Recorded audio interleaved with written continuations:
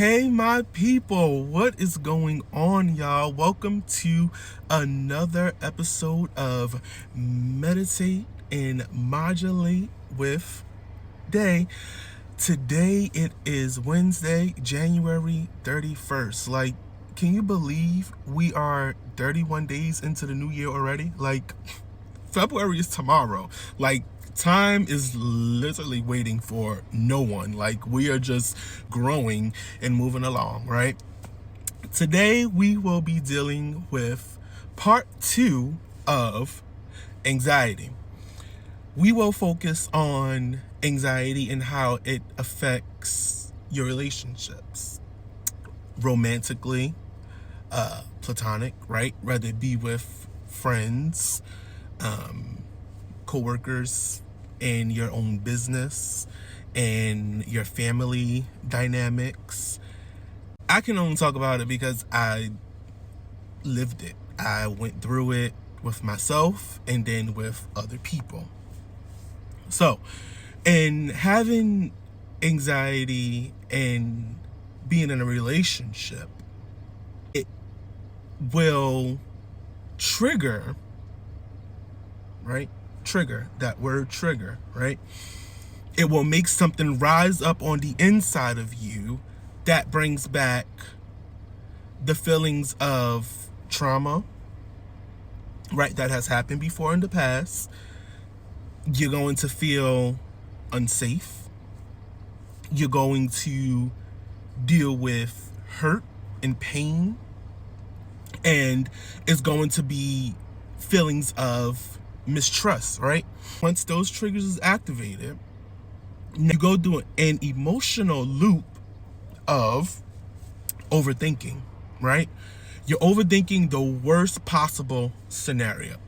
Even when it's a good relationship that you're in, you're just overthinking, right?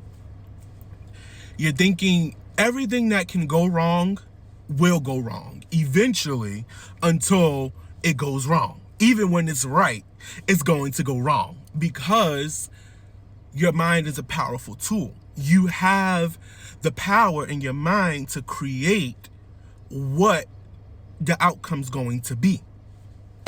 So, when you create that overthinking that the worst possible thing is going to happen, now you're in a state of constant reassurance from the people that are surrounding you, right? You're down, you don't know how you feel 1 minute, like you just need some type of reassurance to make sure that, is it me or is this what's happening, right? Now I got to tell this side of the story until I'm reassured that everything's okay. But in your mind, when you have people that are on the same level as you, right?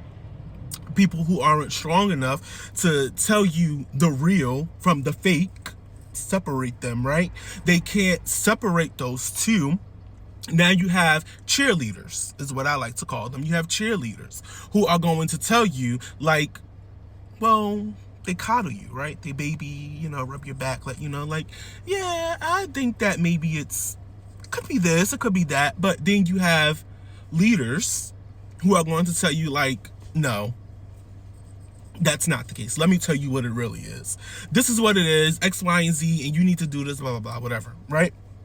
But anyway, you go back to that reassurance because you want to feel calm, right? I call it hashtag the calm effect, right?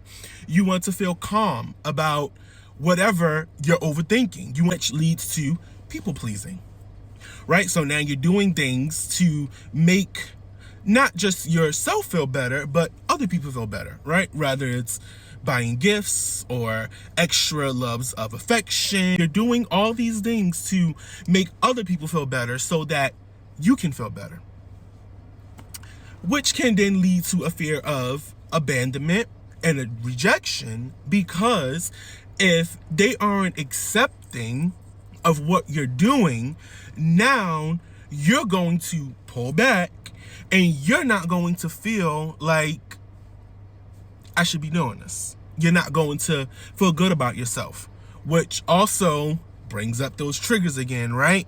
So it's a constant cycle, right? It just keeps repeating. So then, after that fear of abandonment and rejection shows up, now you're starting to question again, right? You're overthinking again. And then you start to be like, okay, maybe I'm not compatible with this person. Maybe this is that. Maybe this is this, and maybe we shouldn't be together, right? Because you're overthinking. You're thinking the worst possible outcome. When you sit back and you chill out for a moment, you're like, okay, well, maybe that's really not that, right? Going back to that reassurance, hashtag the calm effect, right? Letting the calm effect work for you. Kim Burrell said, let your mask work for you. I say, let the calm effect work for you, right? Calm, chill for a minute. Because if you don't, now you're starting a cycle of separation and coming back. I'm separating because I'm afraid. I'm not dealing with my issues. I'm not dealing with my problems. And then I'm coming back to that person once I deal with it. And then once I get triggered again, I'm running away. Now, here's to say, because sometimes you do have to separate. Sometimes you do got to disassociate. Sometimes you got to set those boundaries in order, right? When you're anxious, because sometimes it's just other people. Sometimes it's just not you. Let's be real. Sometimes it's other people that trigger. And then once you realize within yourself that it's not you, and you know 100% that it's not you, once you worked on yourself, then you realize, okay, it's not me, right? Now you can disassociate. Here's how you can fix that relationship anxiety. To feel secure. Self-love, self-care. Do things for yourself. Take care of you. Meet your needs, right? Whatever it is that you want to do. Love on yourself. Spa days. Go buy yourself some clothes. Get a new haircut. Get your hair done. Fellas, shape up, right? Take care of yourself. Whatever it is that you have to do to make yourself feel better. That's self-care. That's self-love, right? Go back to those affirmations. I love me, right? I can overcome this anxiousness. I can defeat this. I'm better than this. I can handle me. I can look myself in the mirror and say, I can make it, right? I can do this. Be honest with yourself. Communicate with your collective. Let them know what's going on. And honesty. And if they reject it, then you'll know that it's not you, but it's them. Right? Have that trust. Be patient with yourself. Take your time.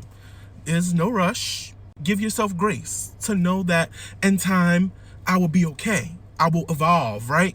I will modulate up the scale that I'm going in the right direction, right? And if you got to seek therapy, right? That's always my go-to. Seek therapy.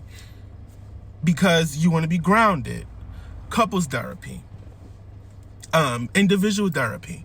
Do what you have to do so that you can feel better and you can be better in conquering this relationship anxiety. So today, I just want to encourage you and let you know that, as always, you are never alone.